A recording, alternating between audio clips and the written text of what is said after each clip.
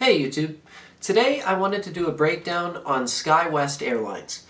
It is my thesis that Skywest Airlines sells at a deep discount to intrinsic value, and in this video we are going to break down why. At $15 a share, Skywest has fallen about 76% since the beginning of the pandemic.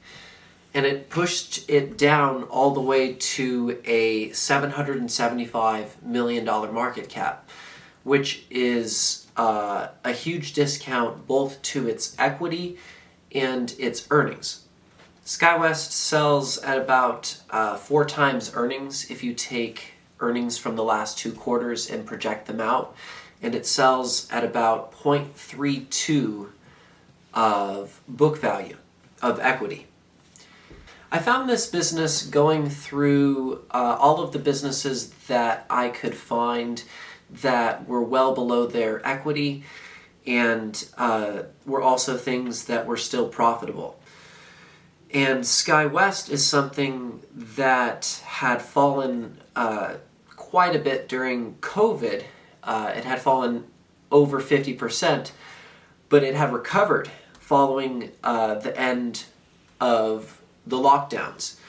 But then, without much of an attachment to current information, the stock fell all the way down to $15 a share after being all the way back up to $45 just a few months prior. With this drop in price, I think that Skywest has become one of the best couple opportunities in the market, and I also believe that Skywest could possibly be the best airline opportunity in at least 5 years.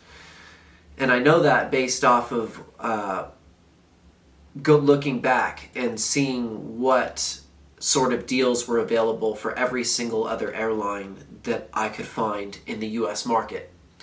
And compared to profitability at the current moment and equity and earnings, Skywest stood out well above any other opportunity in a long time. To be clear about the nature of Skywest's business, I think that Skywest is what you could call mediocre or average business, but it's something that's so cheap that it's worth buying back up to its intrinsic value as an investment. And it's my belief that it sells well below its current intrinsic value. This is not something that's going to compound at 20 or 30% for 20 or 30 years, but it's something that compounds at an average rate, more like 8 or 10% over a long period. But at the current moment, it's so discounted that I believe that its path back to its true value is worth investing in. I've labeled the cigar butt approach to investing, which is where you try and find a really kind of pathetic company, but it sells so cheap that you think there's one good free puff left in it. We used to pick up a lot of soggy cigar butts. I mean, I had a portfolio full of them, and there were free puffs in them. I mean, I made money out of that. But A, it doesn't work with big money anyway, and B, we don't find many cigar butts around that we would be attracted to. But those are the companies that had low returns on equity. And if you have a business that's earning 5 or 6% on equity and you hold it for a long time, you are not going to do well in investing, even if you buy it cheap to start with. Time is the enemy of the poor business, and it's the friend of the great business. I mean, if you have a business that's earning 20 or 25% on equity and it does that for a long time, time is your friend. But time is your enemy if you have your money in a low return business. Compared to every single other opportunity in the market, both in the airline industry and in the consumer defensive market, Skywest stands out like a sore thumb in terms of how far it sits below its equity and how far it sits below last quarter's earnings. With an expanding fleet and good projections or good estimates on what they're going to get in terms of revenue next quarter, it's my belief that Skywest's revenues will level off after a decline over the last decade at a very small percent. what they're doing is they're trying to improve margins by getting rid of flights around the country that they find less profitable.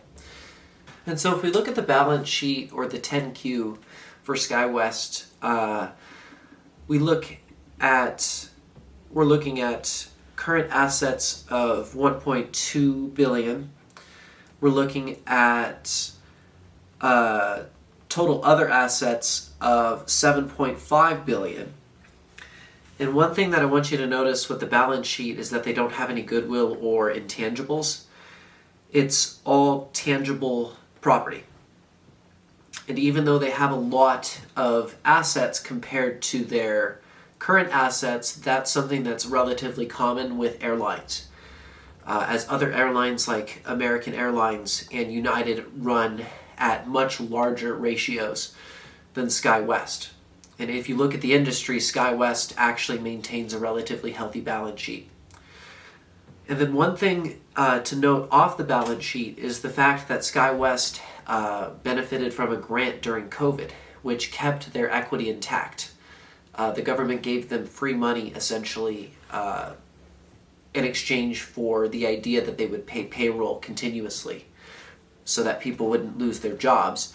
But what it really did, if you look at the equity, is it kept their equity the exact same. And so SkyWest never saw an actual decline in any part of the healthiness of their balance sheet during COVID. And this led them to expanding their fleet by purchasing new planes this last quarter. Just something to note. But in terms of this balance sheet, I think that the number one thing that you need to take into consideration is how much you think the aircraft are worth. Because SkyWest's assets are almost entirely made up of just aircraft valuations. And these are assets that carry a lot of depreciation. But in a time of crisis, or in a time where they needed to sell airlines like Mesa Airlines has had to do recently, it's the most important thing. It's what you're going to get for those planes. And so as an investor in SkyWest, I don't actually think from the mindset that I'll get anything if the worst case happened. But when the market is healthy and when the market is not in crisis, I think that the equity that SkyWest carries is actually something that's important, both in the way that they can get more loans for more aircraft and in the way that they can maintain itself in a crisis. Since this business is an airline, one thing I want to note about the airlines is that historically they've never been great investments. And if you're going to pick an airline, you need to make sure that it's something that's profitable. Because airlines have a really poor history compared to other things that have a much higher rate of return on invested capital. Airlines are notorious for poor returns on invested capital over long periods. As well, I would never recommend making an airline a huge part of your portfolio. Airlines are inherently more risky due to the nature of the way that they operate. On an intrinsic value basis, the way that I would value SkyWest is based off of how much in earnings I think they're going to make, not necessarily so much in terms of their equity, but I'll take that into account slightly. And so I'd like to make a conservative estimate of what I think the business is worth compared to its current price. And so at $15 a share and a $775 million market cap, I think it's discounted by quite a lot. Even if you doubled it, I still think that's not enough for a conservative estimate. And for a business that I think will generate approximately $200 million worth of net income, I think SkyWest should be closer to about 9 times earnings, or about a $1.8 billion market cap.